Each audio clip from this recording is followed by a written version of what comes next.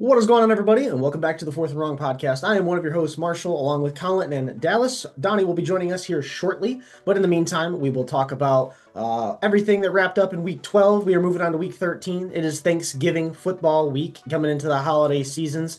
But first, we will talk about all the things that happened in Week 12. We will talk about our picks, and then we will get into the storylines and picks of Week 13. But first and foremost, our picks.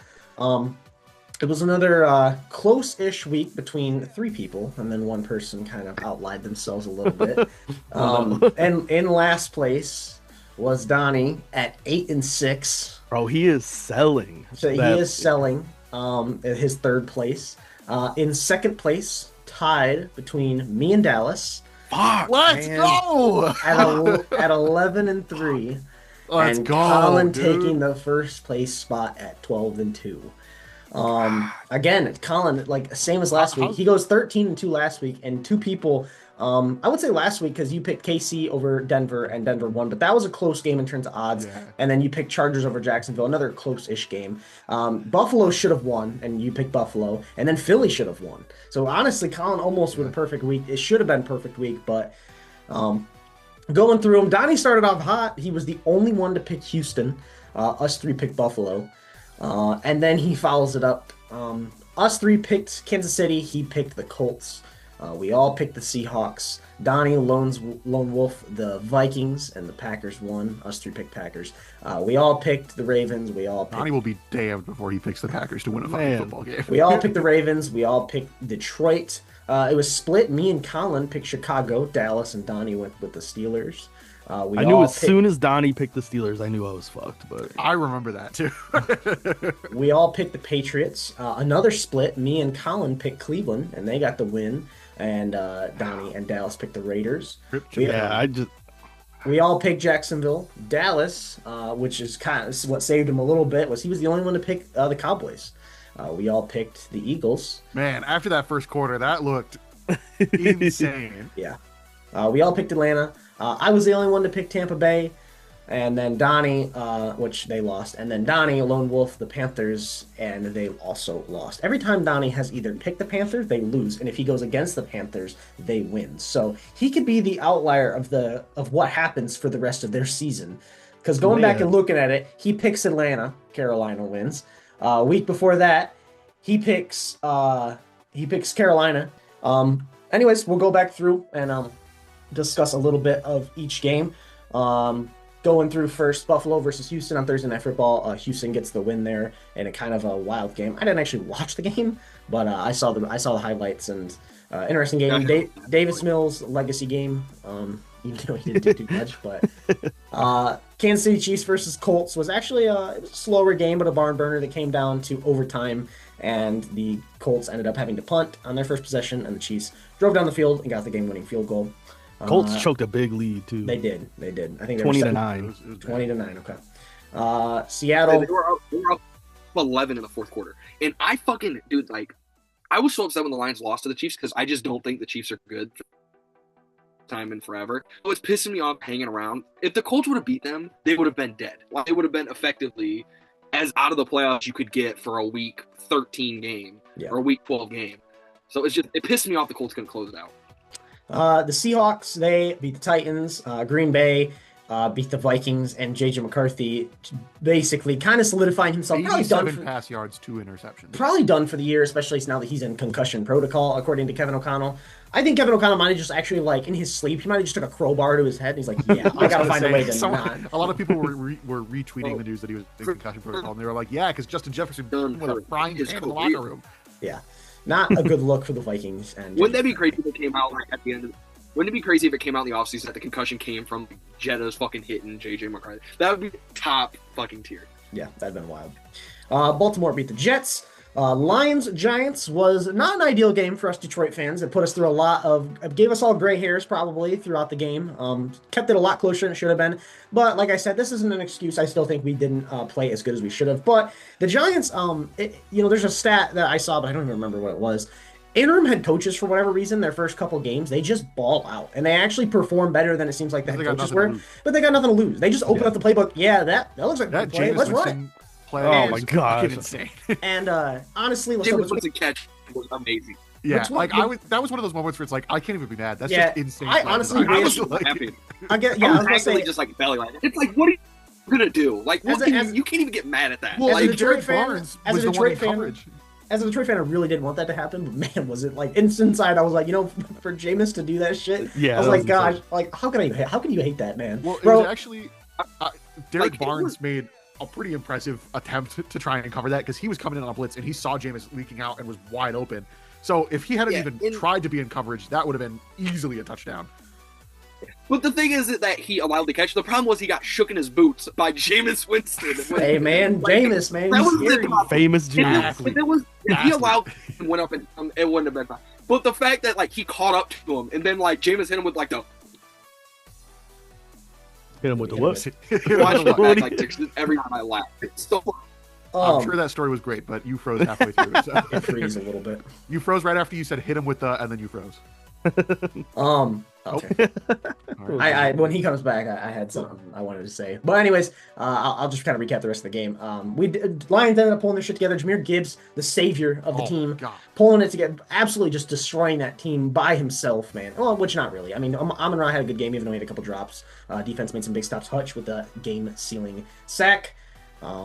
Yeah, We got cops outside their house right now. can you hear that? Yeah, I heard it. It's really close. Like it's like just down the street. It sounds like. But yeah, it was a scary game, but it was a big win. A win is a win at this point. I feel like we're just in a situation where we just gotta take our wins as we have them. Don't gotta look into them too deep because it's hard to be like just look at. We can look at every single win and be like, man, well, that didn't look good. Yeah. It's like at this point, a win is a win. At the end of the year, no one's really going to go back and look and say, oh, wow, what a shitty win that was. No, because it doesn't count. A shitty win is the same as a good win at that point. So yeah, and Dan had a good comment about it in his press conference earlier, where he was basically saying like we won some ugly games last year, we won some ugly games the year before, like it happens. So like I'm not happy with that performance by any means, and like obviously in the context of the season where it's like it's looking like the Lions are going to need to win as many games down the stretch as they fucking can. Because every game could be the difference between making the playoffs for them, depending on how things shake out. So, like, I'm not thrilled about it, but I'm not going to lose sleep over almost getting upset by a Jameis Winston-led team that had absolutely nothing to lose and was just trying to come in and spoil the shit. We just have to thank Jameer Gibbs as much as possible because that man is he's a beast. It's unbelievable how good that man is, and he is so fast. And he is God. He just compliments this team every which way. The last 2 weeks, it feels like he's been the sole player on that offense that just wants to play. It's like, yeah, Jared played okay today. Amon-Ra, he had some, today, but on Sunday, Amon-Ra had some drops, but he still played okay. He had like 117 yards and a TD, but Jameer Gibbs, man. I got to tell Dallas this, but I wanted to tell Donnie and Colin. So I was at the game. And I went down early because I got in pretty early. And I was like, you know what? I don't have anything to get signed, but I still want to go down and just see the people that are, walking it onto the field. And so obviously I sent you guys a video of Russ walking out. And as much as, like I was like, yeah, I'm not going to get my shit signed by Russ. Russ seems like an incredible guy. He's backup quarterback on his team, got sacked, got booed off the field. There was a kid down there with a Broncos Russell Wilson jersey, and bro signed it. I was like, if I was Russ, that was one of the worst spots in my life. I don't know if I'd sign that bitch. There was even a little kid that had a freaking one of the Lions posters. He's like, sign it, and Russ was like, all right, I guess. And he signed his Lions stuff. I was like, yeah. At that point, you're just happy that you're honestly being able to be in that situation. And then this scenario had me laughing for literally the whole way I walked back to my seat. Graham Glasgow went down there, and he is signing stuff. But I'm on this side, and he is on the other side. He's signing stuff with his back turned to us. And some guy to my left yells, hey, Graham, are you active today? And he turns around slightly. He goes, yes. And the guy behind me loudly goes, fuck. And I lost my I was like, I don't know if bro heard it, but I was done. I would have given that guy a fucking fist bump, man. I was like, bro, I laughed so hard because it was the way Graham went, yes, and the guy went, fuck. And I was like, that's crazy. I was like, honestly though, with how he's played lately, I can understand Respect it. saying that like right to that. Yeah.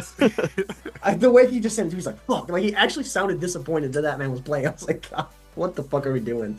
And then when Jameis walked out of the tunnel, bro, you would think bro just won the Super Bowl. He's walking out cheesing, biggest smile on his face, and he goes, how's it going, everybody? And then walks out on the field. Like, you would never guess this man is a professional NFL quarterback. Most players, I know Donnie can testify, just literally run out of the tunnel, don't even look at their money, barely even sign. This man's like, hey guys, what's going on? To an away team, like, happy to be here. What's going on? Good morning. Good morning. How's it That going? man just loves to play the game of He football. just loves. Bro, I it. could just see that man like getting everybody in the huddle, just like, what a great day to play football in the great city of Detroit. They posted his pregame speech. Did he? Did they? We inside, but we We outside. outside, but we inside. Right, yeah, that's what it was. We outside, but we inside. He's so goaded, man. I this man's Like, what genius. did you mean?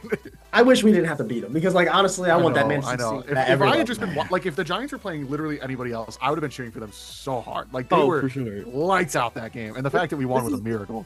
This is my thing. I'm kind of dropping like I don't think the Lions are going to win a Super Bowl this year. That aside, so like with that being acknowledged for me, Sunday was actually fun as shit because it was close, it was fun. We got to see Jameis Winston be prime Jameis Winston, and the Lions still won. So like, it's awful. I never if you would have think guessed, about based on how you were acting in the group chat. I never would have guessed that was your takeaway from well, Sunday. Yeah. Like, I'm not gonna lie. Halfway through the game, I was like, "Yeah, I don't even think the Lions are gonna make the playoffs." Like, as I was watching it, I was like, "Yeah, my hope's dead." Once it hit like, It was kind of once it hit, like, the realization set in. You were like, "Fuck, I might Once as well." just Jameer enjoy Gibbs what we entered the got. football game, once I kind of got out of my head, like, okay, the Lions aren't winning the Super Bowl this year. I just kind of started enjoying it. I was like, all right, this is fun. Like, it is Welcome fun. to It was how good. every other logical Yeah. fan has been all year after the Green Bay game.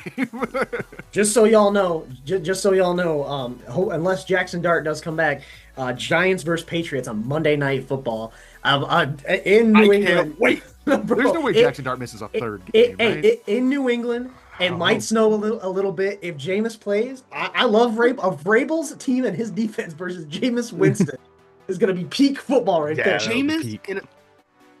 Jameis in a snow game. I cannot wait to see the pregame speech. Oh if there's my snow coming down and he's out there getting the boys hyped up, oh my god. It's That'd gonna be be. good. He's gonna be like, Fantastic. it's snowing. Look at this. Isn't this beautiful? Isn't Because this remember, beautiful? I think he was the quarterback in the Browns. In the I Browns think he was the Steelers game a quarterback. couple years Yeah, ago. Yeah, the When he Browns was like Steelers last game year, where he got all this stuff. So he's walking off the field and he was talking about the snow. Oh, dude. Let's go. Fuck Brian Dable for starting Russell Wilson when you had that man on your team. I get why Jameis isn't a full-time starter. Like, you can't trust him with some of the stuff he does, but, like, you cannot tell me he's not the best backup quarterback in football. Oh, like, I'm he just happy that we got to see James. torched us. Yeah. Like, he's If Jared goes down ever, I It's would terrible. absolutely love to have that man on my team. Absolutely. I would love to have Jameis as a backup right now. Are you Yeah, kidding that me? would be amazing. Like, If I Jared love, Goff- honestly, like Yeah. Teddy Bridgewater was a sick backup, but now that without Teddy Bridgewater, I would want Jameis Winston, and I'd feel like if Jared goes down, obviously I'm like, fuck, that kind of just changes a lot. But honestly, like, I'd be like inside, I'd be like, damn, we can Jameis see would some win you a Jameis couple football. games. I can't First believe play, Jameis deep is bomb, QB3. Dominic Lovett touchdown. It'd be like something wild like that. I can't believe he's he's QB3 for them. Like he was at the beginning of the year. He is better than Russ. He's probably honestly, he's probably better than Jackson Dart right now. Jackson Dart will be better, but like I don't know. Jackson Dart, that's why they got. He has the most But that's potential. Oh yeah, for sure. Yeah, like he just I don't know. And you can tell everybody loves him. He's a good vibe. So yeah, I hope he makes his way to the Lions. Moving on, we had Pittsburgh go down against Chicago. No Aaron Rodgers, unfortunately. I think an Aaron Rodgers-led team probably did beat that team, but Mason Rudolph couldn't get it done against Chicago. Chicago sneaks out another win. We had the Patriots beat the Bengals. We had That was a close game, too. Shador We had a lot of really Sanders. close games this week. Shador Sanders in his first start as a Cleveland Brown beats the really, really bad Las Vegas Raiders, but it still was a good game. He had a moment. Honestly, his best moment didn't even count because it was the deep ball to Jerry Jeudy, and this man Jerry Jeudy, Dead like that shit. Mario hopped for whatever reason, and the guy came up behind him and just punched the ball out. And everyone was like, Jerry Jeudy, what the fuck are you doing? But His best throw. His best throw was probably that deep bomb that ended Isaiah up getting Bonds. tackled. yeah, that was was sick, like that was a like sweet behind the door college throw. Like that was a real good one. Yeah, I'm gonna be honest. I'm being a little unbiased here. I think he looked a lot better than Dylan Gabriel has a little bit. I feel like Dylan Gabriel. Well, they did come out and say that he's the starter going forward. Dylan Gabriel, can he never keep looks up. okay, and he's a little movement. That man could not throw over 2 yards to save his life. He would throw it. He would Dylan literally- Gabriel was statistically the worst quarterback in the NFL. Bro, he could never Like, throw over 5 yards, and this man Shador went deep bomb like on his first couple passes. It's like you got to have a guy that's gonna take a shot every now and then. The Browns going into the game only had, I believe it was one pass play that was over 35 yards, and Shador had 2. Now, given one of them was that little swing pass, Yeah, they threw maybe 2 yards and it went. So that one counts, but then the one was a true deep bomb Yeah. that the dude got tackled like the one of the two. If that's a touchdown, dude, that is getting clipped on every NFL site. Fuck, like they would have spammed the fuck out of that play. and honestly, he did good in his post game Wow. interview. He wasn't cocky. He just said, "Hey, well, not too cocky. Cocky as you can be." It was Well, he cocky. said, but not. We've seen cockier. I've seen way. I've seen this man Mahomes or Jalen Hurts. From a They don't fifth-round do all pick. the extracurricular From a activities. But fifth-round- But he just said, I mean, for all him saying is just, yeah, I only had a week of practice, blah blah blah, with the starters, which is true, which is unbelievable to be thinking that he never even got to have a chance with the starters. Why would he?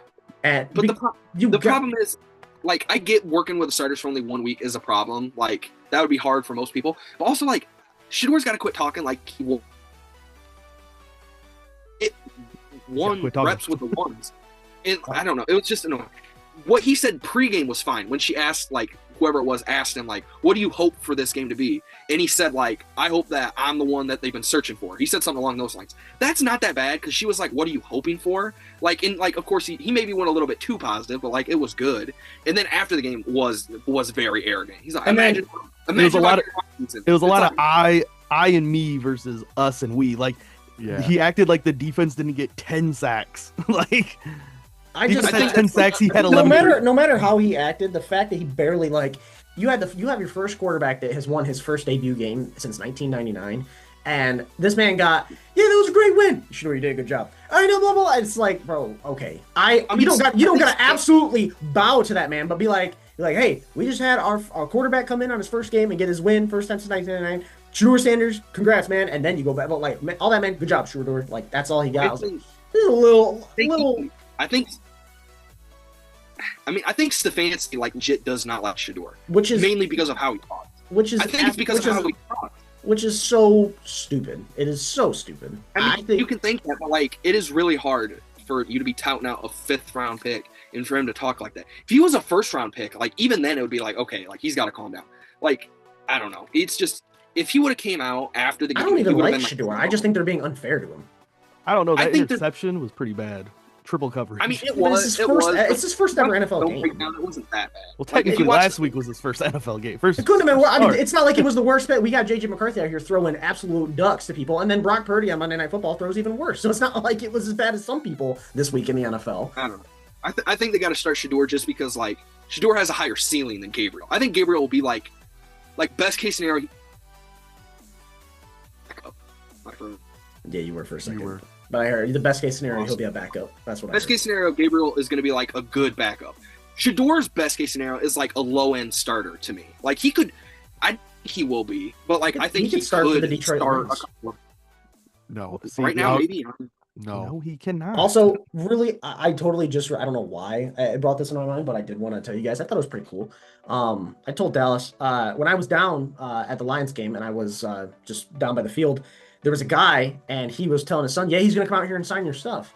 And he started talking to a girl, and I heard he was a coach. And I was like, he kind of turned towards me, and I was like, what are you a coach of? And he goes, I'm a special teams coordinator for a CFL team. I was like, what? He goes, yeah, I coach special teams in the CFL. He goes, I actually know a lot of these guys out here. I was like, really? He goes, yeah, look, he was texting our backup safety, Lauren Strickland, as we were talking.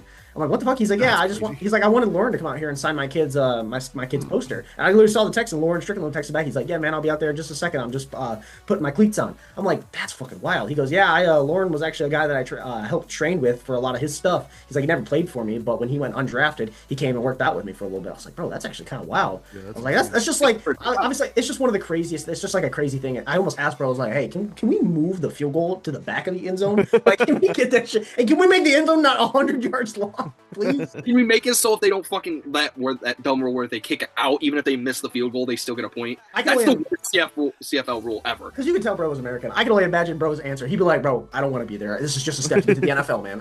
He's like, I don't want to be here. So I thought that was cool. It's my idea. So moving back on, Jacksonville beat the Cardinals in OT. Cowboys-Eagles, it was starting off with a good game for the Eagles. They looked like they might have blow out the Cowboys out of the water. And then George Pickens, the man himself, an absolute beast, just took over the game. And the Cowboys come back, and Brandon Aubrey kicks a game-winning field goal, sending the Eagles fans home.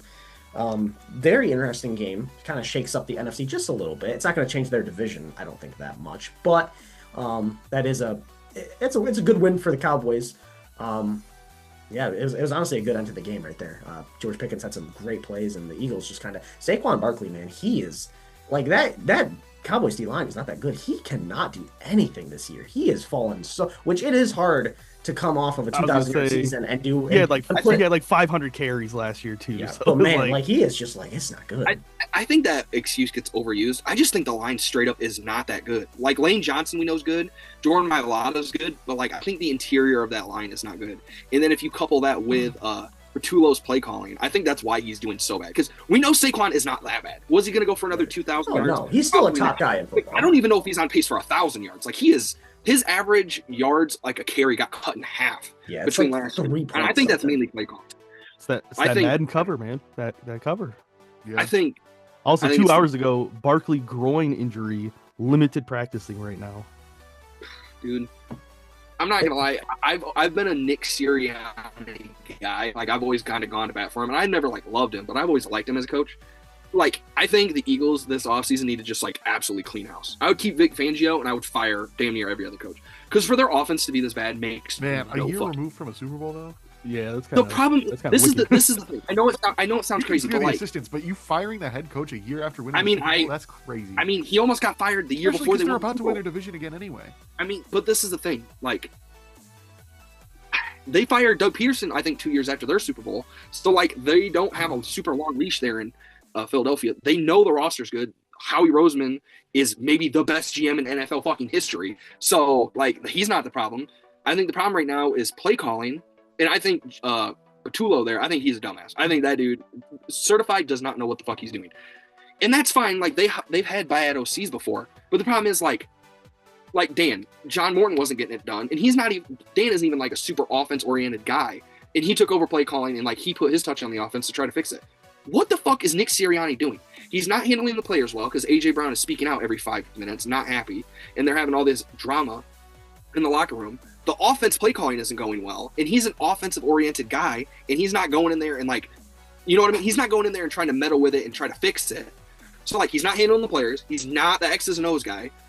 What the fuck is he doing? He's not doing anything. You know what I mean? It's like, it sounds rash and dumb to fire him, but, like, this is an Eagles team that should be winning the Super Bowl damn near every year with that roster and Hill. And it's just, for them to have all these offensive issues make no sense. You guys know the percentage of their drives that end in a punt is damn near identical to the Tennessee Titans through 13 weeks. Isn't that fucking absurd? I feel like that's all offensive play calling, and that falls on Nick Sirianni and Jeff Petula. Speaking of the Tennessee Titans, A.J. Brown did this when he was on the Tennessee Titans as well, like this whole act. And that was Mike Vrabel. And we all know how much we love Mike Vrabel on this podcast. And I don't know if there's much he could do about the A.J. Brown situation personally. My thing, like, I think A.J. Brown is, like, going over the top, and I think he is being a diva, obviously. But, like, I don't think he's wrong. You know what I mean? I don't think he's going about it the right way. But, like, when he says something's wrong with the offense and, like, is bringing up all these issues, he's not wrong. The offense looks bad. Like, he shouldn't be doing what he's doing. But his message and the fact that, like, Saquon and Lane Johnson and Mailata and all these guys haven't come out and said, like, no, we don't agree with AJ. You know what I mean? I think that means that, like, they also kind of agree, like, the offense is not up to code. You think AJ Brown is bad? We need to talk about Brandon Ayuk. That man got paid an absolute bag. And bro said, pay me a buck. I deserve to be paid like a top 5 guy. Okay, fine, we'll pay you. They pay him. Yeah, I'm not showing up to meetings. Yeah, trade me. Get rid of me, bro. Like, that man has lost all his guarantee money. Yeah, what an idiot. What an absolute moron. I don't care what is going on. You beg someone to pay you, and then you're like, I got the money now, I'm leaving. You're like, no, you're not. Bro's agent needs to be fired immediately. Bro's agent has got to be the worst agent of all time. I think his entire plan, because you guys remember he held out, at least during the offseason. I don't know about in the season. I think his whole plan was to get that contract and play like a year or two on and force his way out. I just think he wants to be a 49er. I mean, there's no other logic. Because he's paid, like, he hasn't been playing because he's been hurt, but, like, what, you know, that man had I just one don't think, good season and is remembered for catching a ball off Vildor's helmet. Like, man, one good season and caught a ball off Vildor's helmet. I think he's an all right, but the 49ers should not be paying a top flight wide receiver in an offense built on running the ball and your quarterback being Purdy. You can pay a wide receiver that much money. All right, moving back on. Atlanta beat New Orleans. The Rams beat the Bucks. The Rams are a powerhouse right now. Baker that offensive line, the Rams defense showing while they are a absolute force to be reckoned with. They could not contain that Rams D line to save their life. Cade Otton, it wasn't even Baker's fault. Absolutely none of it, in my opinion, was really Baker's fault. That first pick six, this man threw it right into Cade Otton's hands. That man juggled it 17 times. And then bro said, yep, it's mine. It's like, then Baker threw out his shoulder a little bit, and now he's questionable for his next game. Just a rough game, but man, this Rams team, a powerhouse. Another 3-touchdown game. This man McVay has Kyron Williams, probably a top 10 back in the league, a great power back, and honestly, he's got a good backup in Blake Corum. 1 yard line, yeah, coach, we running it. Running it. Excuse me? What the fuck are you talking about? Fade route to Devontae Adams every time, bro. Yeah, this man Stafford's a McVay merchant. That's all I'm saying. Like, honestly, like, I honestly loved it. I think it's great, honestly. Because if get him his second ring and his MVP, all right? I think it's and then get him out of here. I think it's fine. I think it's fine just for the reason that it works almost every time. If they did this shit the last 3 weeks and it's like an incompletion, a pick, an incompletion, but they did this shit 3 weeks ago, got it. Last week, got it. This week, they've done it so much and it works almost every single time. So there's honestly no reason to stop. If it's gonna keep working, unless Stafford if he throws like a pick at some point and it backfires on them, but he's never thrown a pick and it's never really backfired on him. So how do we feel if it's Rams in the Super Bowl? They line up, they're at the 2 yard line. They hit the old Russell Wilson interception. Put that out there. Don't put it out there. Honestly, I think Sean McVay. Russell's been getting pound for that for fucking a decade. I do not want Matthew Stafford. Don't put that juju out there. Interception on the. It is 11. I would have to go to bat. Guys, statistically, it is the right play. No, a run's not a good idea. The analytics tell us it is 10. It's the right choice. It is 10 and 11. It is 11 years later, and they still don't live that down. And the Falcons obviously choking that lead are the two things that will never get lived down. Russ doesn't really get clowned for that. It's more Pete. It's Pete. Yeah, it's not Russ. And obviously, I think the whole thing was they wanted to get, because he didn't get Super Bowl MVP the year prior. They wanted Russ to get Super Bowl MVP. If they would have handed it off to Marshawn would have got that Super Bowl MVP. So Pete was like, yeah, we got to get it to Russ. The worst part is you're going up against Bill Belichick, who practiced that play specifically. Yeah, literally. Like, it's not smart. But no, what was I? Sorry for the spoilers if people didn't watch the Super Bowl. Damn it, I'm not caught up on all my NFL I was on Super Bowl seasons, 16, bro. What the fuck? No, what was I gonna fucking say? I was gonna say something about Matthew Stafford, but I mean, no. I think they just, like we said, they're just spamming Matthew Stafford until he throws a pick in the red zone. This shit ain't gonna stop. Yeah. McVay's trying to get him like 40+ touchdowns, like, and I'm all for it. Fuck it. But I don't know. I think the Rams are. I think as it sits right now, they have to be by far the best team in football. They're the only team you don't really have a question about. Yeah. I mean, the only thing I could think of is very well designed. The defense is loaded. Yeah, because what scares me is I think like the Broncos are really good, but then Bo Nix, they've had bad points. Every team they've had bad points. Has something. The Patriots, first year head coach, still the offense is kind of iffy. The Colts obviously just lost the game. So then it's then you look over to the NFC and it's like, man, there's not really anyone dominant. It's really, and then the Eagles just lost, and then they played it not great against Detroit. I think the Rams are that one team that it's they are just running through everybody. Until they show us that was a bad game, then I will say probably they're the best team in the NFL right now. I mean, every team. They're playing Carolina this week. This week. Bryce Young, fucking legacy. Every team.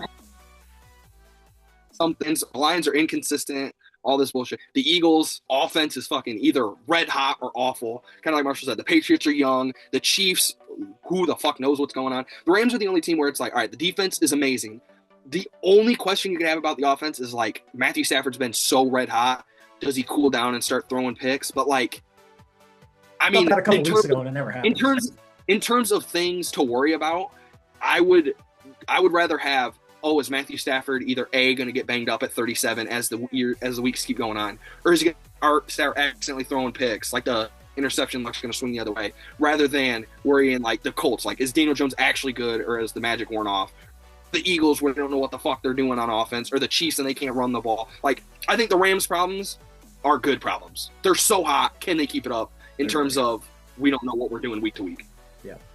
All right. Well, before we get into a couple other things, I wanted to bring up one small fun fact.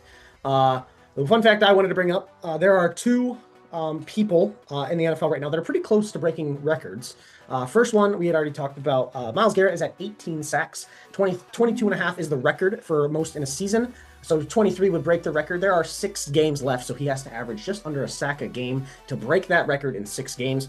Do you think he can do it or not? I think he probably can. The other one, Jackson Smith and Jigba is at 1,313 yards.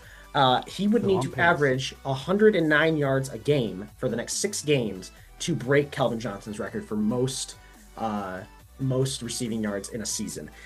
And that seems 109 is a lot, especially when you can have bad games. But that team he's currently averaging 119 a game. I think he's had 3 straight games where he's gotten a couple 100 or not more yards. So it's definitely possible for both of these ones to hit. I think the Myles Garrett one is probably a little more reasonable, but his last 6 games, 167 yards, 105, 93, 129, 123, 162, 132. This man is putting up 100-yard games like it's nothing. So he is having an electric season. So it is going to be interesting to see if he can break Calvin's record, which would be pretty crazy. What's even crazier? He's got. Oh, go ahead, Donnie. I was gonna switch. Okay.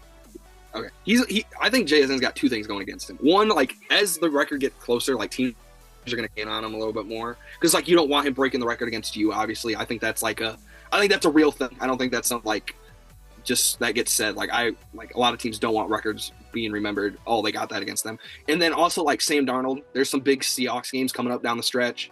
Sam Darnold, the first time they played the Rams, he did not look good. They play the Rams here again in a primetime game here. So they play. So this week he might be at the mercy of Sam Darnold playing bad and him not breaking. He might break it in these next 2 weeks. This week they play in Seattle. This week they play. This week they play in Seattle against the Vikings. That man Sam Darnold is going to come out with blood. I'm going to show you what you might go. Well, the problem with that though is any of their home games, Washington, it's all going to be fucking.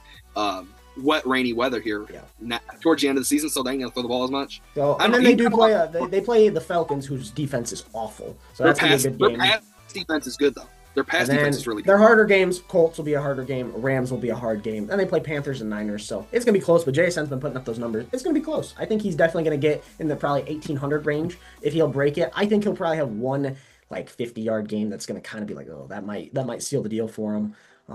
Or something like that, or they're going to keep, or they're going to, because they play. I think they'll beat Vikings. I think they'll beat Falcons. They play Colts at home. They might win that game. They might get to a point where they don't need to play that last game of the season that much.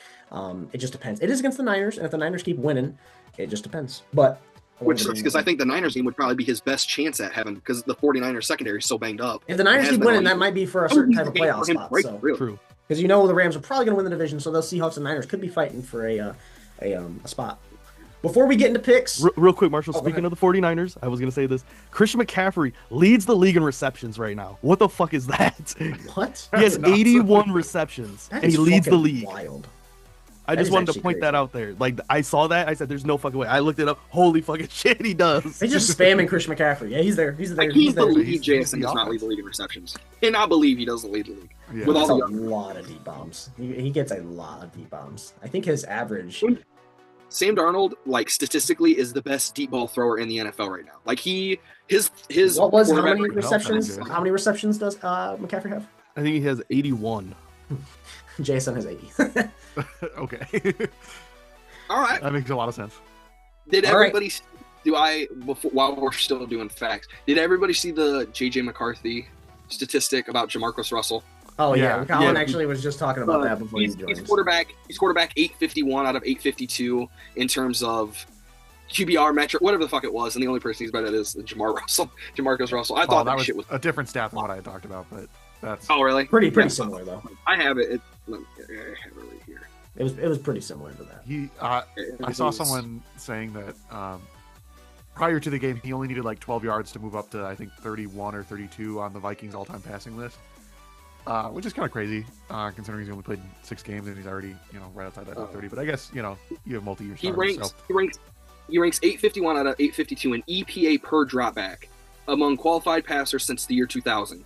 The only player below McCarthy is Jamarcus Russell. So that's not good. At least what a random statistical category, though. What is that? EPA is EPA is. I don't know what it is. I sure would love to know what EPA is about. I think he's frozen for good, so we can move on. Oh, he's back. He's back. Yeah, thanks. Yeah, fucking kept going and fucking. I look up and Colin's just awesome. All right, before we do get into picks, I know we're an NFL podcast, but it would be a shame if we didn't talk about probably the greatest rivalry in all of sports. They call it the game. It is the Michigan Wolverines versus the Ohio State Buckeyes, one of the biggest rivalries and one of the biggest games in all of sports. It is every year, right after Thanksgiving, right before all the bowl games, and it is one of the most just sought upon. It's just, everyone watches it, and even if you're not a Michigan or an Ohio State fan, you're probably watching this game because it's going to end up in some sort of shit talking, fight, brawl, good game, whatever it is. The last 4 years, the Michigan Wolverines have come out on top. Even last year, when all the Ohio State Buckeyes were the favorite by a long shot, the Michigan's pulled it out. The 4 years before that, Ohio State was like on a 7-game winner. So it's all about the streaks right now. Ohio State went on a huge streak in the 2010s, and then the last 4 years, Michigan has won the last 4. So it's going to be interesting to see. Obviously, Ohio State is ranked number 1. Michigan, I know, was ranked 18. I don't know what they moved up to as of last week.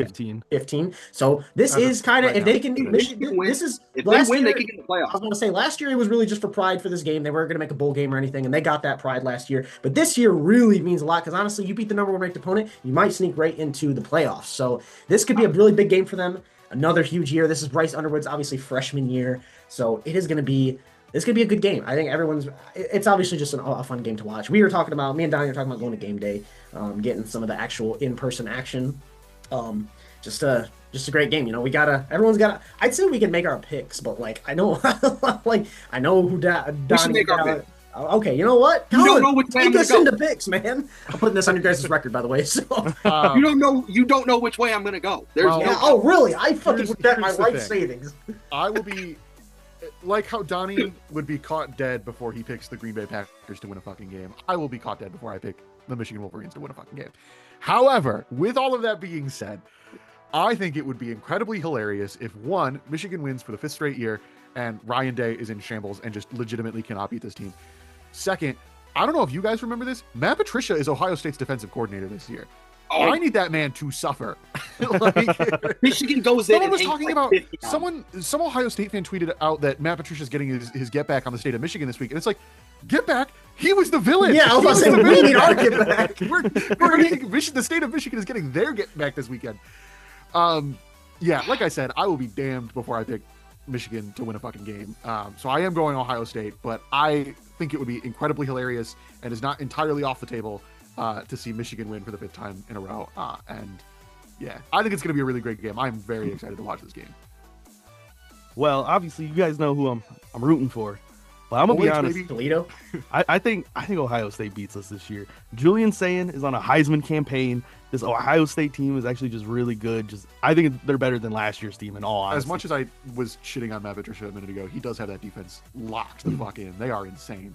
My biggest prediction, though, is if Ohio State does win, and if they try to plant a flag in the middle of the stadium, all hell is going to break loose. Because the hypocrisy that would happen would be astronomical. Oh, dude. They better not have a flag. The fans might storm the field at that point just to fucking beat the I will drive just to go storm the field. Yeah. Making my pick.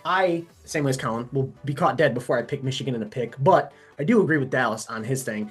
The one thing that I was like, okay, Ohio State's a bitch for that is Michigan won last year. They absolutely deserve to plant that flag in the middle of the field. You cannot go out there and start bitching like, oh my gosh, why are you planting a flag in the field? Like, bro, take your loss, get off the field, and go get ready for the playoffs because that's where they were heading. It's like, bro, stop being shit when Baker planted. I was like, stop being a bitch. Baker literally got 2017. So anyway, with my pick, if I'm gonna take completely unbiased out of it, I still do think Ohio State gets the win. I think Michigan, they've got a freshman quarterback. This is a team that is looking for a bigger picture into the future. Obviously, they're gonna get a bowl game, and I think this was a decently successful year. They still found a lot of success in the run game and their defense. I think they just need Bryce Underwood's gonna get some more time under his belt, and he'll come back and he'll play a little bit better football next year. I think this Ohio State team is just wild this year. Jeremiah Smith, probably the best wide receiver in college football. Julian Sayin is a dog. I think this Ohio State team's just wired right now, and they're probably going to make another run at the Natty this year. I do say, no matter what happens, it's going to be a good game. I don't think it's going to be a runaway by any means. I think it'll be a closer game. But yeah, give me Ohio State. Oh my shit does for that, like my camera. First off, if you live in the state of Michigan and you pick Ohio State to win this game, you should legit be tried for treason. There's nothing wrong with being unbiased. Both of you, go fuck yourselves. Anyway, one thing that nobody brought up. Dallas also picked Ohio State. Yeah, but like he's picking it because like he legit just thinks they're better. You guys don't get it. Said that Ohio State is Michigan could be ranked number one. If you live in the state of Michigan, this man Dallas must live in Indiana. Man, no. Anyway, that aside. What are we doing? That aside, one thing that nobody brought up that I think is a major. So you're picking Michigan. All right, got it. No, listen, shut the fuck up. No, first of all, everything you guys said was true. Ohio State is, I think, miles better. And Michigan, young quarterback, and he hasn't looked good for a lot of parts of the season. That would all be great analysis if Michigan did not have a much worse quarterback last year, and Ohio State was just as good, and the game was in Columbus. So everything that is like Ohio State. It's supposed to snow on Saturday too, which is going to impact. That's the fucking thing I was about to bring up. If this fucking game snows, it's supposed to snow. We live fucking for the nobody watching. We live near Ann Arbor. Like it's pretty much the same weather they're going to get. It's supposed to snow tomorrow, Thursday, no snow Friday, and then snow Saturday. I think Ohio State should win the game by 50. Like they should blow Michigan out. No question. Winning by 50. I think that it's going to be a close game, and Michigan's going to win by a field goal. I think it's going to be similar to last year. I think it's going to stay close, and if it's fourth quarter, one-score game, Michigan has such an advantage because they're just in Ohio State's head. But if it snows, especially if it's like a couple-inch snow game, like I don't want to say this, but like Michigan could beat the fuck out of Ohio State if it's a snow game. Ohio don't get snow. Yeah, but Ohio State is the softest group of motherfuckers. They're only beating people in snow games that are from the SEC. Michigan also runs the ball incredibly well and has. They are going to. If it is a snow game, if it's a snow game, especially because the wind is supposed to be 15, 20 miles an hour. If it's a snow game and it's windy and Ohio State receivers kind of get sucked out of the game just because of the conditions, Michigan could like run this motherfucker up. I think they would run the ball down their throat. And it wouldn't get ugly. Like Michigan ain't gonna win by 50, but they could just like a 14-point just dominate them throughout win. Yeah, fuck you guys. Ohio State. Given the trend of Donnie's that has got to be. I do think that is pretty damning for the University of Michigan. That has got to be a clip. It's literally Dallas. Dallas himself goes, "Yeah, I'm gonna pick Ohio State," and Donnie proceeds to go, "Yeah, fuck Marshall and Colin. You guys are bitches for picking. You guys live in the state of Michigan." Man, Dallas, I picked him too, but all right, I'll take the pass. There's a different. Dallas said there's not a difference. You said they live in the state of Michigan. My rooting interest, but I think Ohio State will win. You guys said. You just said we picked them. I think Ohio State's winning regardless. You guys looked at that camera. You guys have lived in Michigan. Pretty much, I believe both of you, your entire lives, have lived in Michigan, correct? Yes. For you to look into that camera and say, "I'll be damned before I pick Michigan over Ohio State," you should both legit be in jail. Like I'm not joking. Said to win a game, guys. That is ridiculous. It is top tier treason. Before football was a sport. Before football was a sport, we hated Ohio. For me, and you two this is how I think about it. This is how I think about it. This is why I like Dallas, because he's an actual like the Green Bay Packers fan. I'm not even a Michigan fan.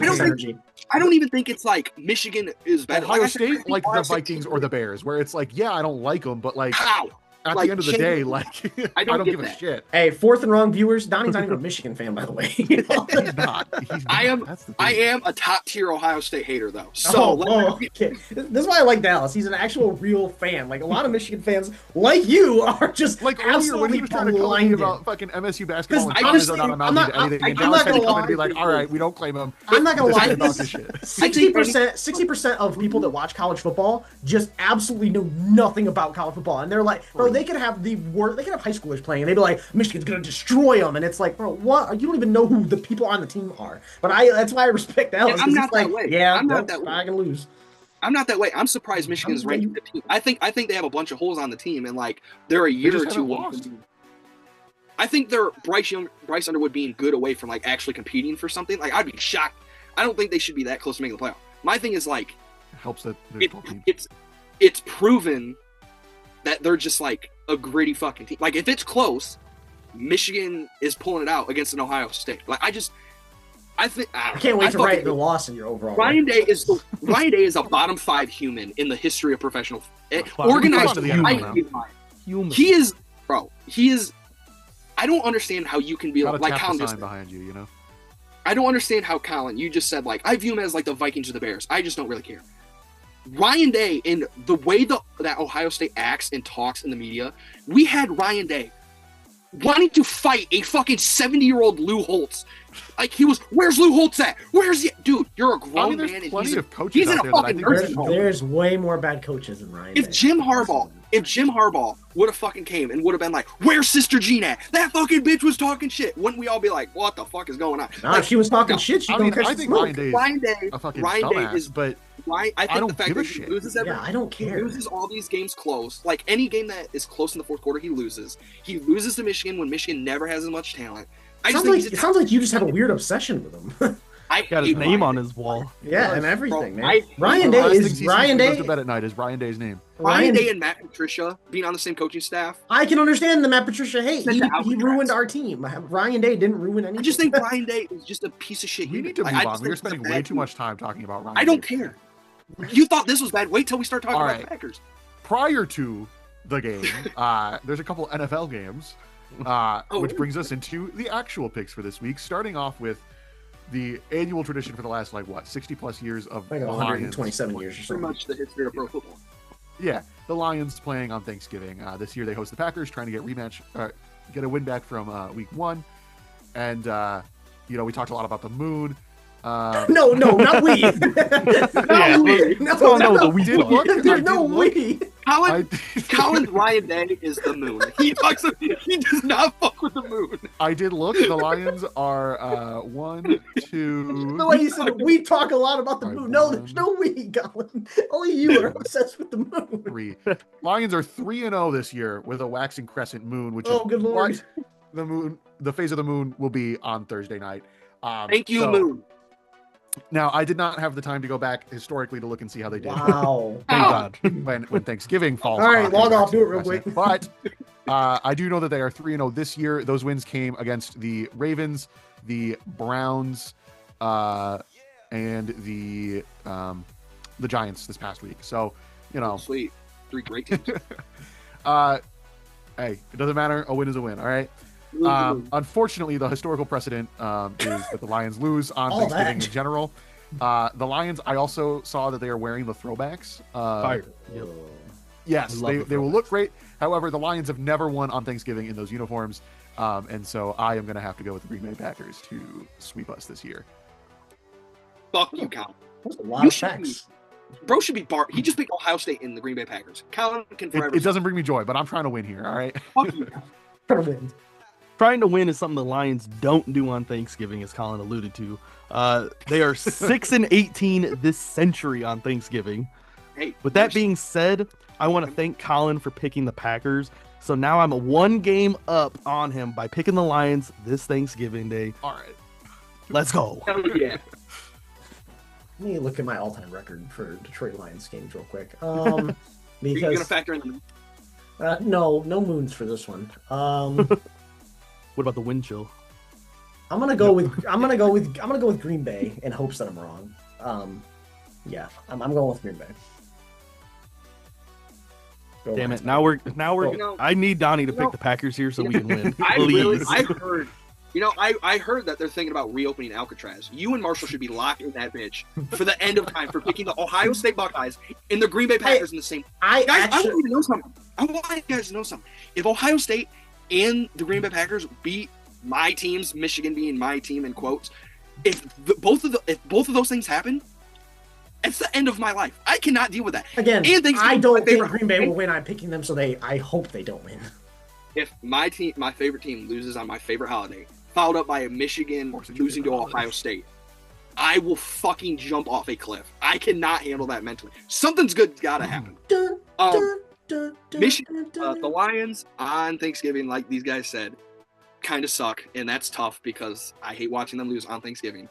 When we lost to the Packers on Thanksgiving a couple years ago, that shit was awful. One of the worst Thanksgivings I can remember. But I don't think the Lions are all that. Like I said kind of earlier, I think I'm losing hopes on the playoffs watching them barely beat the Giants. And the Packers just keep fucking finding a way to win, which pisses me off to the end of my fucking core. But I'll be damned if I'm going to pick the Green Bay Packers to beat the Lions on Thanksgiving. Dan Campbell, I don't give a fuck if we don't win another game for the rest of the year. They need to go out and they need to beat the Packers by multiple scores. This is a get-back game. Micah Parsons First play, I want Panay Sewell. I don't give a fuck if Micah's on the other side. I want Panay to pull and just decapitate Micah on the first snap of the game for how he was a fucking punk-ass bitch that first game. Yeah, didn't do shit until that last sack, and then celebrated and then he hawked down Jared Goff like a lion hunting a gazelle in the African safari. So, Jared, throw the fucking ball away. If you hear footsteps, let's just win. Let's just win. Oh yeah. I hope I'm wrong, but I am going back. Lions got to pull this out for my mental sake. I would agree, but I'm going to go the realistic option here. If they lose, I don't know how you guys feel. If the Lions lose, like I think playoffs are basically 100% off the board. Like I don't think there's any way. They need every game. The division is certainly the division's off the board, but not the playoffs. If you barely beat the Giants and follow that up with a Packers loss, get swept by the Packers, at that point they would be 1-3 in the division. That's tough to see how they would make the playoffs after that. Yeah. All right. Moving on to 4:30, Chiefs at Cowboys. I'm going to go Cowboys here. I think we said it earlier about the Chiefs have kind of hung around when they really shouldn't be, and I think it was Donnie that said that if the Colts had won, then the Chiefs would be dead in the water. I think the Cowboys have strung some things together. That Eagles win was really nice for them, and I think they're going to ride that high a little bit this week. Give me the Cowboys. Both teams coming off of comeback victories.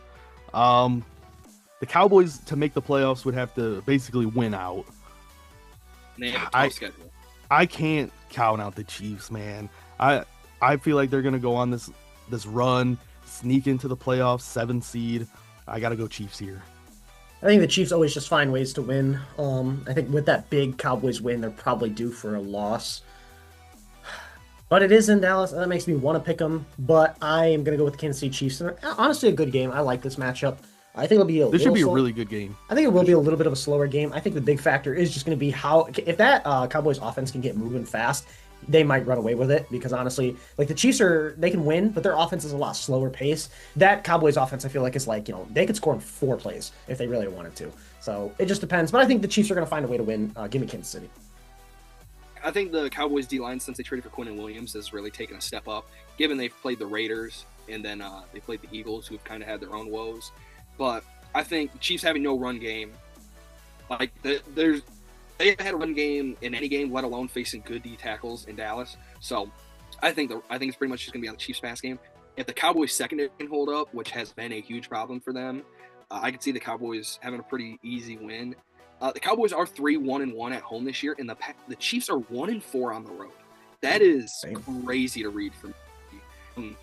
Yeah, like I said earlier, I just don't believe in this team. I think Mahomes is good, obviously, best quarterback in the league, pound for pound. I think Kelly a good research his age and what he was last year, but I don't believe in any other part of this Chiefs team. I think the defense is okay, and then I think the wide receivers and the running game are pretty much non-existent. And I don't know, man. I think the Cowboys are going to upset them here. I could see Chiefs roll and then just kind of shut down the Chiefs season. Yeah. All right, Bengals at Ravens. Joe Burrow likely to come back for this game, which is insane. I don't think it really matters, though. I'm going to go with the Ravens. Yeah, Joe Burrow coming back. Jamar Chase off of the suspension. No T. Higgins. He's in concussion protocol. Lamar in this Ravens offense has not looked good, though, in general. Like a really bad Bengals but game. This Bengals defense might be historically the worst defense in NFL history. I'm going to go with the Ravens. Crazy enough, we always talked about how the Ravens are favored to win their division, and it was crazy about 4 weeks ago. Yeah, they're in first place now. Yeah. It's actually kind of crazy they brought this back. I think regardless of Joe Burrow playing or not, I think it's in Baltimore. Should be a good game, honestly. I'm going to go with Baltimore. Yeah, Joe Burrow coming back, I think is a mistake. Like Dallas said, this Ravens offense has looked awful. Lamar has not himself since he came back from injury. I still think he's a little hurt. I don't think that gets talked about. Like, he had a hamstring injury, and it kept him out longer than what we thought. Remember, he was supposed to play that one game, and they ended up holding him out. He came back after the bye. Kind of in that aspect, but if there's any game to get right, like Dallas said, it's against this Bengals defense. It's going to be in Baltimore. They're going to be absolutely humming. Means the Ravens just jump back into first.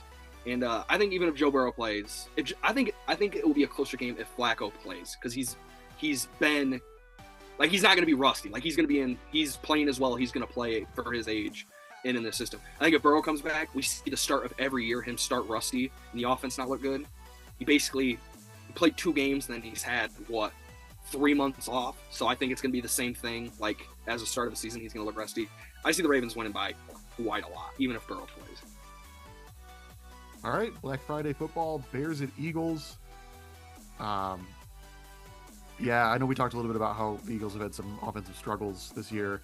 Bears keep finding a way to win, but I think that this is when things start to catch up to the Bears a little bit and some of their weaknesses get exposed, especially on the offensive side of the ball.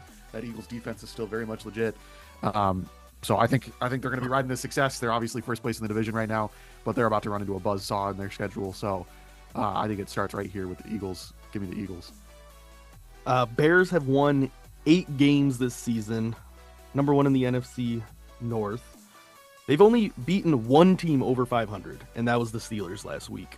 So I have zero faith in the Bears, period. So if they somehow come out and win this game against the Eagles, my tone's definitely going to switch. However, I don't think that's going to happen. I have the Eagles. They got to bounce back from blowing that 21-0 lead against the Cowboys. It's going to be a close game, don't get me wrong, but I'm going with the Eagles. Man, if they choke a huge lead 2 weeks in a row, that's going to be tough. Yeah, Colin and Dell said it best, literally exactly how I would put it. I think I don't really trust this Bears team at all, not even a little bit. I think some of their weaknesses are going to get shown here, and I think the Eagles need a big bounce back game. So I am going to go with the Eagles. I'm not as timid as Bears and the rest of these guys. I think I had the Bears playing the Lions late in the season for the division. So the Bears being 8-3 is a little ahead of schedule than what I thought they'd be, but I still thought they were going to be a good team. Yeah, the record hasn't been great, but I mean, you could say that about the Patriots too when they're the number 1 team in the AFC, and a lot of people don't bring up how easy their schedule was, or is. I think the Bears right now, their biggest problem is all their linebackers are hurt. Like, damn near all their starting caliber linebackers are banged up.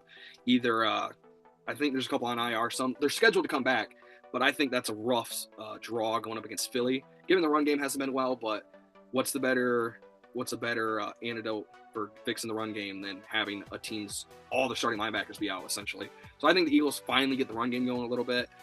I think this game's going to be close. Like, honestly, I kind of give the Bears a real good shot to win this, especially the Eagles, how flaky they've been. But rooting interest, I need the Eagles to win this for our sake at having a chance to win the division. So I'm going to go Eagles. But if the Eagles lose this, it is a full-blown panic, I think, in Philly. Yeah, I would agree. Saints at Dolphins. Give me the Dolphins. What a game. Yep, I'm also going to go with the Dolphins. Yeah, it's in Miami. I'm going with Dolphins. Yeah, shout out Alvin Kamara. His season's probably done. I think this is going to be his first year without 1,000 yards. So that's tough. But, yeah, Dolphins off the bye. Easy. Yeah. Texans at Colts. Give me the Colts. This is a big game. I kind of want to go Texans. This is a tricky game. If the Texans win this, if the Texans win this, it reopens the AFC South for not only them, 100%. But also the Jags. Yeah, everyone, they're kind of right there too. Wrapped up. Is this the implosion of Daniel Jones starting with this Chiefs loss? I don't know, man. He doesn't really look bad. Yeah, but it's the fact that they went away from Jonathan Taylor against the Chiefs because they stopped him, and it was left to Daniel Jones to win them the game, and they blew a 20-9 lead. So this Texans defense is really good. God. This is really a toss-up. I'm gonna go Colts just in case Colin doesn't get too big of a gap on me on some of these picks. So I'm gonna go Colts.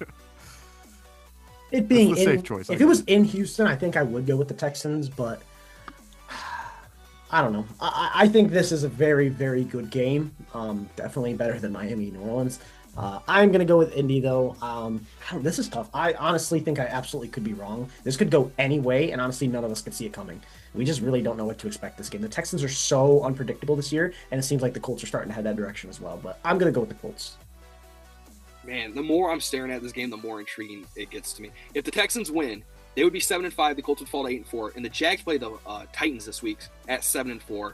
So they would probably be 8-4 logically. So then you would have a 7-5 and 2 8-4s with 4 weeks to go left in the season. And the Texans play the Colts again, and I believe the Jags have to play the Colts still. So this could turn into like a tight battle down the stretch. In Indy is giving me trepidation. Daniel Jones has not been playing well. And I think, man, if any team's going to shut down Jonathan Taylor and make Daniel Jones beat them, it's going to be that Texans in their front. They're just an insane defense this year. Yeah. I'm gonna bet on the chaos, and I'm gonna say the Texans are gonna win. Just open up a huge can of shit for this final month of the season. All right, Falcons at Jets. Kirk O'Chain's success tour, stop number 2. Give me the Falcons. Yeah, let me get the Falcons. Yeah, I think the Jets could make this a closer game than we think it might be, but they actually were winning for a second against the Ravens. But I'm going to go with the Falcons. Is this the most unwatchable game of all time? New Orleans versus Miami might be worse. At least Miami's like kind of fun bad. Yeah, but at least I can watch Kirk play football. I was just saying, Kirk Cousins. That's not fun at all. That's absolutely fun. I like Kirk, and even I wouldn't sit down and watch this game.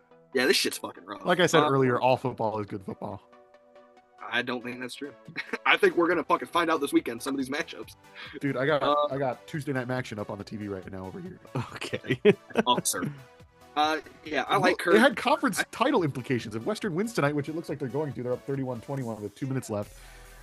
They are clinching a spot in the MAC title game. No, anyway, that's sad because Bowling Green played again. I thought that's the game you had. They absolutely put the belt to ass on UMass, 45-14. Well, UMass is awful, so I wouldn't.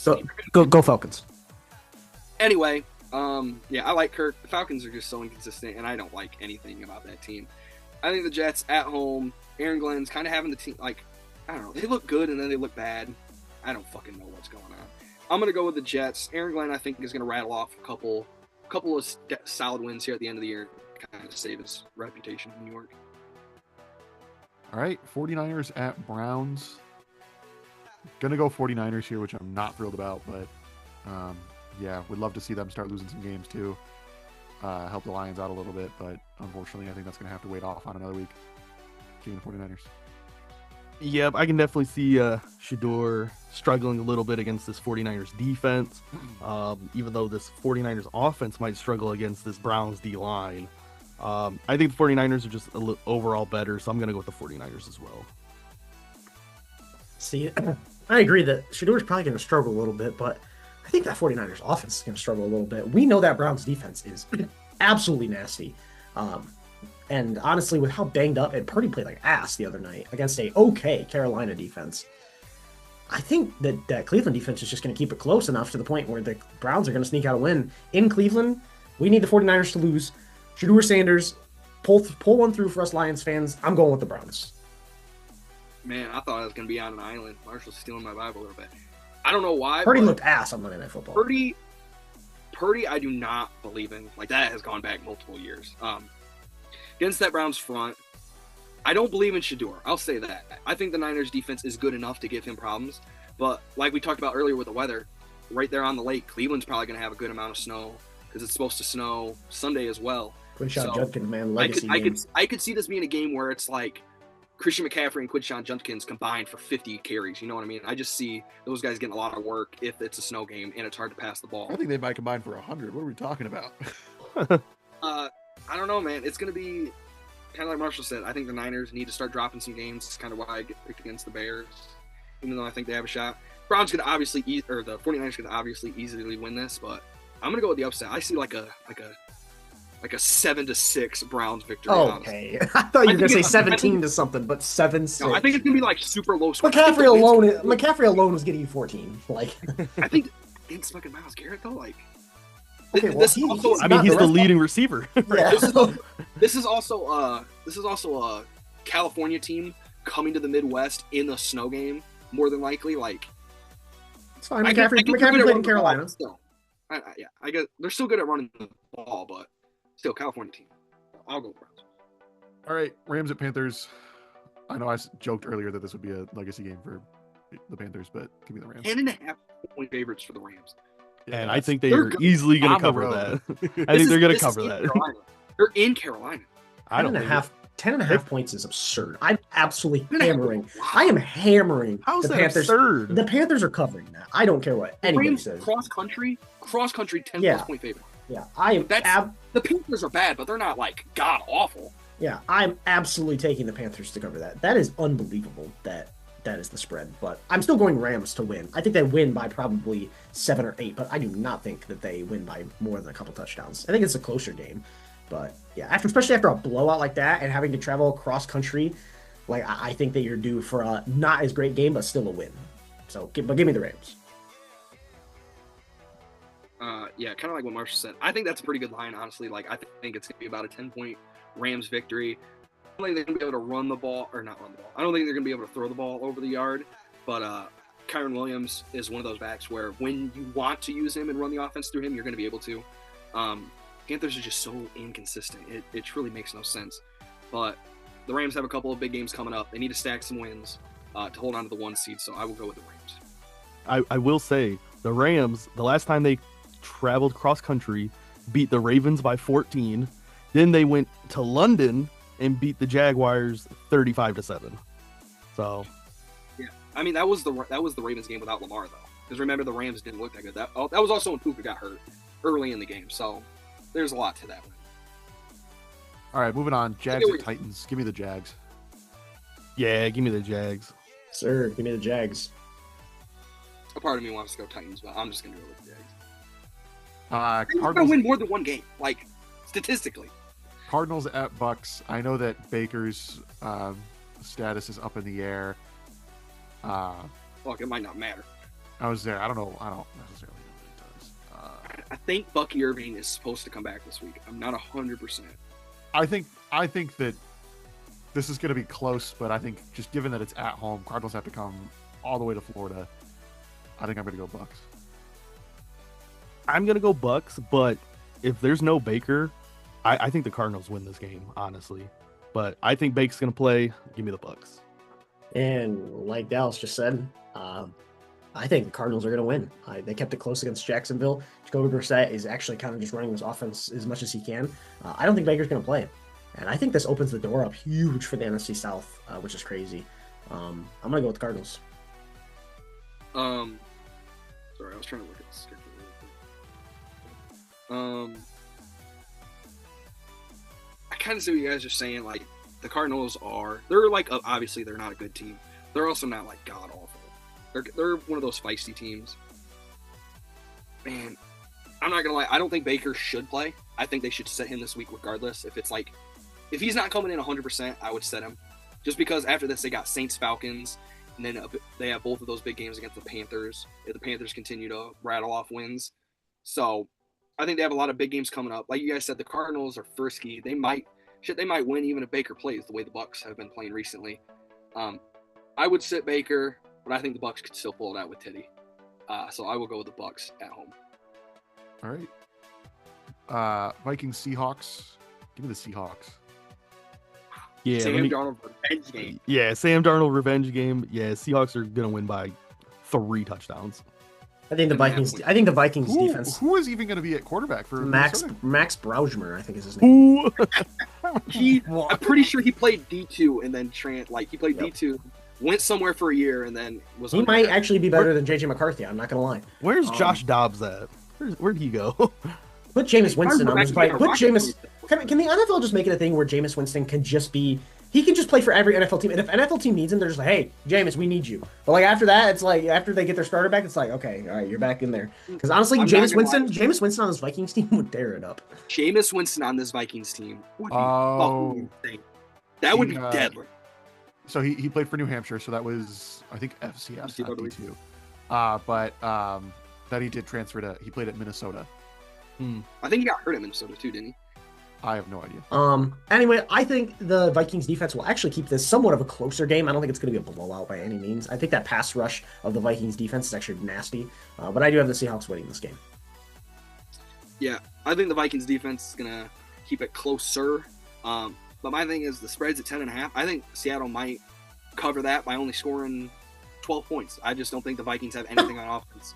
I don't think the Vikings have anything on offense with JJ at quarterback. Like Carson Wentz was kind of keeping him afloat. But he had like a fucking separated shoulder. Yeah, JJ's definitely not going to be playing. Yeah, Max Brausmer might be better. Mike might be a dog. He might be, but guess what? I think against that Seattle defense, I think that's a tough draw for a kid who played at New Hampshire. Seattle defense is not that good, actually. Seattle defense is actually kind of ass.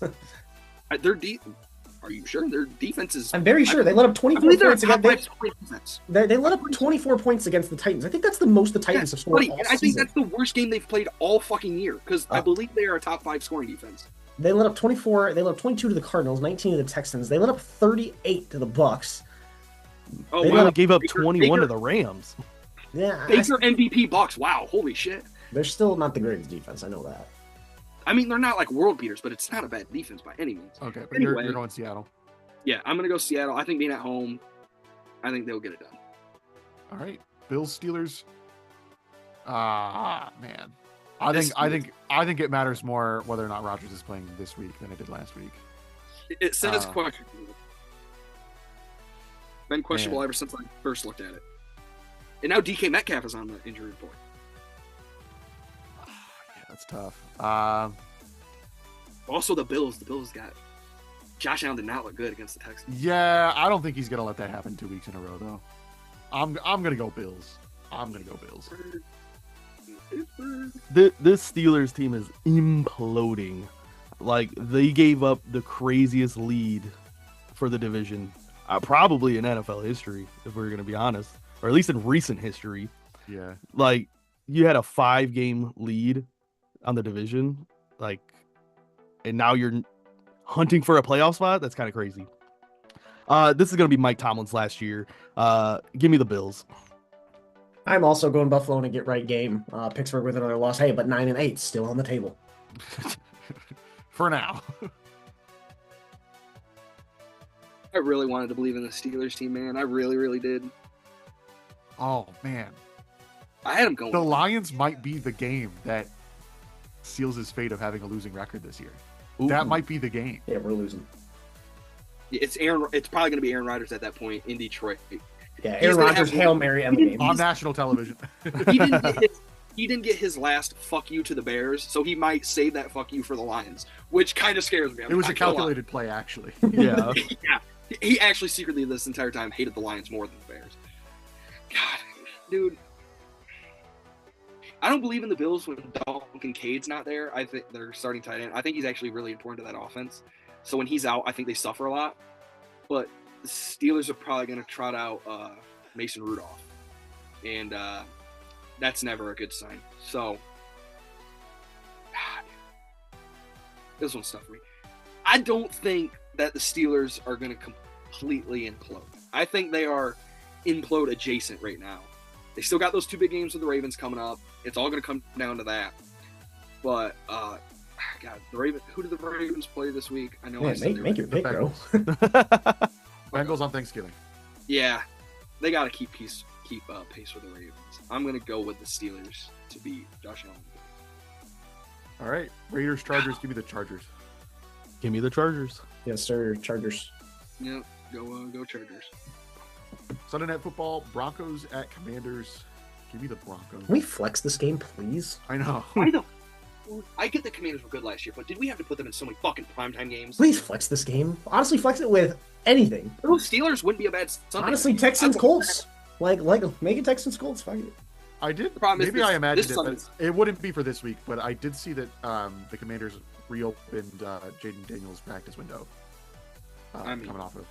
Yeah, obviously would not be this week, but just something to note for the context of the Commanders. But I mean, at this point, the Commanders are sitting at 3-8. Why are you even bothering at this point? Just sit in the rest of the year. Probably wouldn't. This entire Sunday slate is fucking ass. Because I'm looking at a game that could be flex.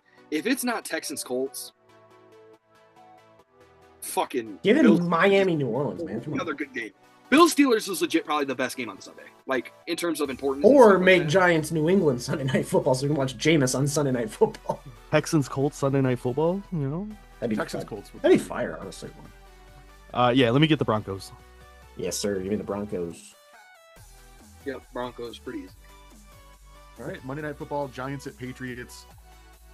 I feel like the Giants are due for a win, and the Patriots. If there's one man to deliver Mike Vrabel, it's fucking Jameis Winston. Yeah, I am gonna go Patriots just because it's the safer pick, but I would not count out a Giants road upset here in primetime Jameis Winston. You said can't count possibly in the snow. You said can't count out, and my mind immediately went to Mike Vrabel. The fact that you're using the can't count out against Mike Vrabel, dude, that's tough.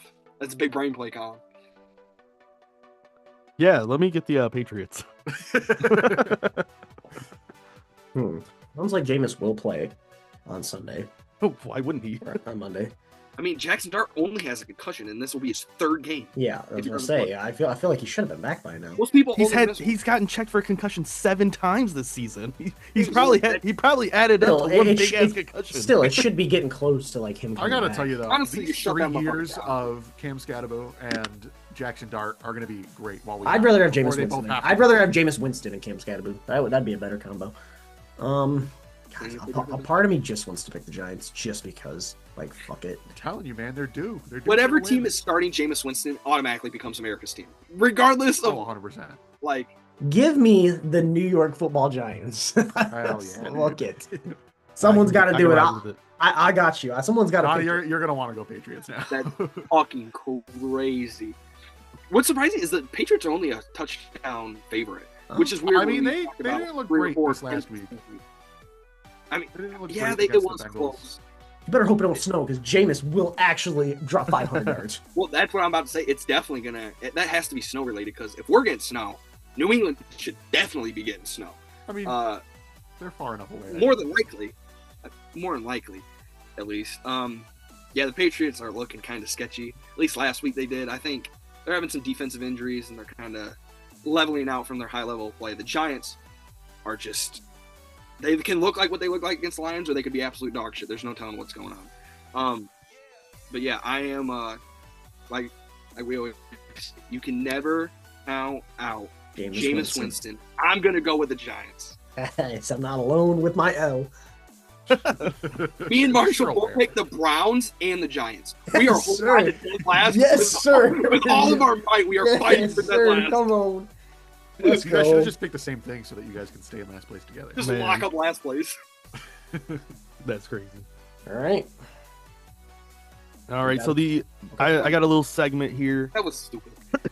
The only reason I did it is you can't count out Jameis Winston. God, I'm an idiot. You're welcome for the idea. Yeah.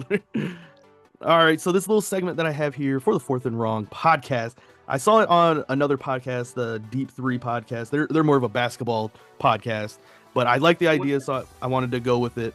It's, will this current NFL player be this team's GOAT? So I'm going to give you an NFL player, we're going to discuss whether this player is going to be this team's GOAT. I don't get it. Drake May College. So I'll give us the first one. The Detroit Lions.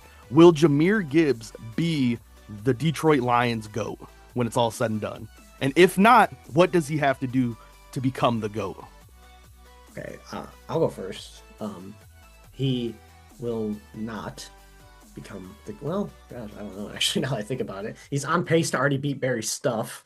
It's like, and Barry's considered our GOAT. It's like, man, I mean, if he puts if he puts up a 2,000-yard season and plays a couple more years, I mean, shit, he might beat all of Barry's records. Like, how can you not say that he's the GOAT? And if we go out and win a Super Bowl and he fucks around and wins an Offensive Player of the Year or something, I was gonna say, I'm gonna say no. I'm gonna say no, just to be a little on the brighter side. But I think it's very realistic. I think he needs to put not probably a 2,000-yard season up, but I think he needs to consistently put up 13 to 1,500-yard seasons, if not more.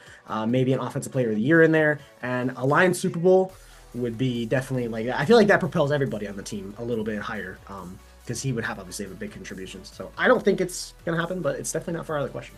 I would agree with Marshall. I don't think it's entirely out of the question, but it would take some of those accolades, like he said. It would take a ring. It would take 1, maybe 2 Offensive Player of the Years. Like he would have to continue the success for a number of years, and it would have to turn into a championship. Yeah, I'll be a little bit more concise. Fuck no. Almost 0% chance of it happening. And that's not even a shot at Gibbs. Like, what would Gibbs have to do to get to that level? He would legit have to be one of the best football players to ever walk Earth. Like I get the accolades. I get the accolades and the numbers are like close. We are forgetting that Barry was not on good Lions teams. Jahmyr has never been on a bad Lions team. He's never not had at least an average O-line. Barry always could argue this year. Like, this is his worst year. If you gave this O-line to Barry, he might go for 3,000 yards. Okay, even with this O-line and Graham Glasgow committing fucking treason at center. That's insane, but anyway, for the sake of the conversation, I hear you. I'm just like, I like Jahmyr, and even if he was to that level, because like Barry was the best running back in football. Him and Emmett, like 2 Hall of Fame guys, and that was the argument. Emmett Smith. Jahmyr isn't like he's not the clear-cut best back in football right now. So I think it's hard to say that he could end up being one of the best running backs of all time. Okay, he said Lions GOAT, not. No, I'm just, you understand what I'm saying. True, yeah, but unfortunately, that, if you unseat him as the team's GOAT, he would have to unseat him in general. Otherwise, like, that's what I'm saying. I think Barry's the best running back of all time. So the question is basically, do you think Jahmyr Gibbs will end up being the best running back ever? And I just think there's no way. I don't think he's going to play long enough just because of how running backs are used now. I just don't think. I think it's almost impossible for him to become the Lions GOAT. All right. Next up, we have Matthew Stafford for the Rams versus Aaron Donald. A lot of people would say Aaron Donald is the Rams GOAT. Can Matthew Stafford become the Rams GOAT? I mean, I feel like it's pretty easy to unseat somebody as a quarterback in the conversation of a team's GOAT. I think if he wins another ring and an MVP this year, I think he's definitely got a shot and might do it just in general.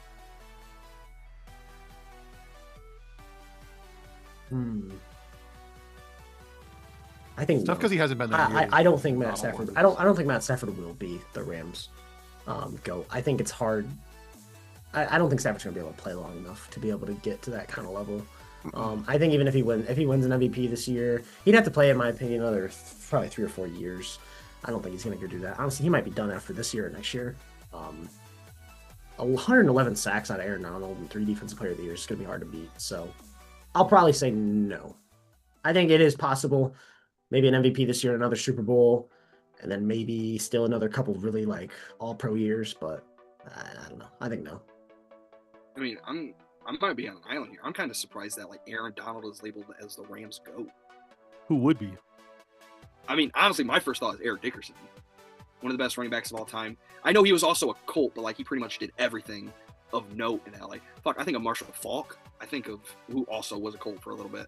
I don't know. Great. Both of those were crazy to say. I'm not gonna lie. I think the Rams are hard. Eric Dickerson was a Ram for 4 years, I think. Yeah, like his best years as a Ram. Okay, but 4 years compared to the whole career that Aaron Donald put, I don't think compares at all. Marshall Faulk was a better answer. The Rams are one of those teams for me. Like they had so many great players, but like Marshall kind of said, they only had them for a couple years. I think they're hard to nail down a GOAT. But I think Matthew Stafford is either an MVP or another ring away from being the best quarterback in team history. And I think if you're the best quarterback in a team's history, it's pretty easy to argue that they're the GOAT of whatever the team is. Right. I will go with Matthew Stafford. Eric Dickerson being the leading rusher for the Rams all time. I mean, yeah, but whenever I think of the Rams, the first player I think of is probably like Eric Dickerson, Marshall Faulk, Kurt Warner. That's crazy. I mean obviously you're going to think of the offensive weapons, but just because that's who you first think of. I'm not arguing that Aaron Donald isn't great. I'm just arguing that. Dickerson is definitely not the first person I think of.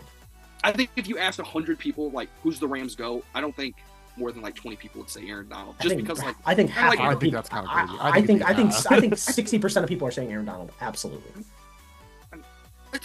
He's not JJ Watt to the Texans level of historical. Like, I would not make this argument. Let that be. I don't think anyone's saying Eric Dickerson. There's a lot of. I think I would not make this argument, but like if you ask people who the best defensive lineman in the history of the Rams is, I think you would get a fair amount of. You're already wrong. I'm gonna tell you right now. You're already wrong. Deacon Jones. Yeah, Deacon Jones literally invented the sack and is one of the best defensive linemen of all time. Like I said, first website I've seen is the best Ram of all time, Aaron Donald. Second one I see, Aaron Donald. I would not make that argument. I'm just saying, like, I just don't think he's their GOAT. But either way, my answer is Matthew Stafford. All right. Move over to the AFC. The Baltimore Ravens. Can Lamar Jackson be the Ravens' GOAT? And right now I have Ray Lewis as the team's GOAT.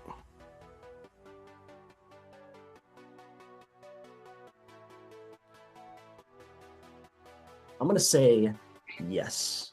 I think Lamar will be the Ravens' GOAT.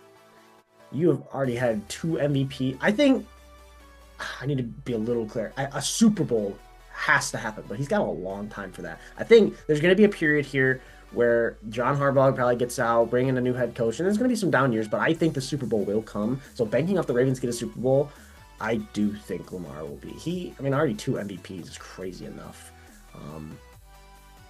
It's close. That is dead close. It's also just so hard because who knows what Lamar's going to do after his contract. But I'm banking on Lamar staying.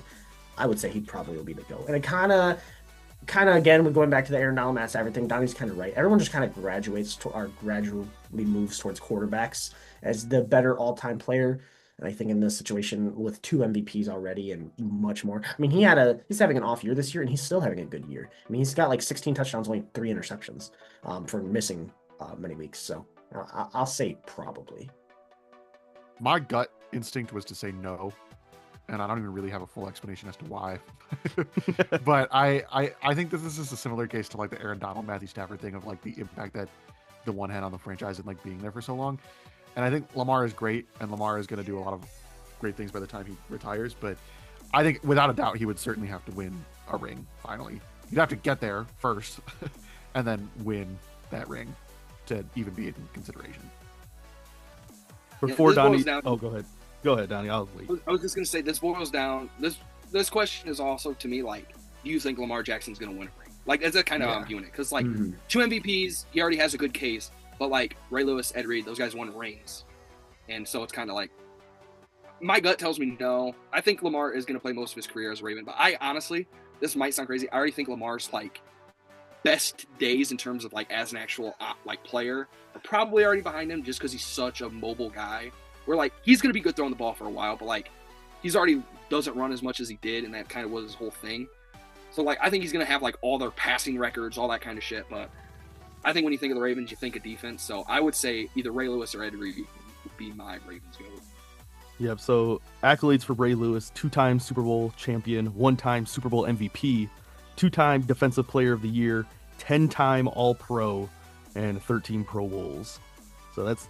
I think a big thing with Team GOAT for me too is like, who's the first person you think of? Right. I don't think of him first. I think of Ray Lewis first. All right, moving on to the Chargers. Justin Herbert, can he be the Chargers GOAT compared to LaDainian Tomlinson? I will also accept Antonio Gates as another Chargers GOAT debate. Throw out MSU legend. No.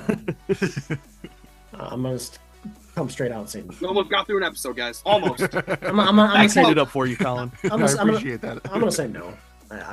I also am going to say no, and I think this is a very similar conversation to the last couple.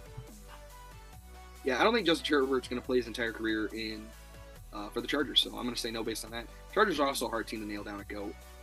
But yeah, LT's.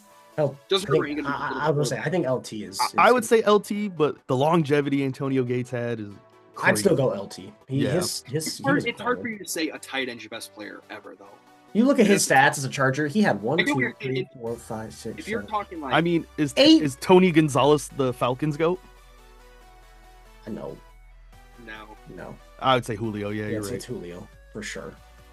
That was just the first tight end I thought of. So I was gonna go Kirk Cousins. Okay. Anyways, next one. I first thought was Ryan, so. Going back to the NFC, this is the last one. Jalen Hurts. Will Jalen Hurts be the Eagles' GOAT versus Reggie White?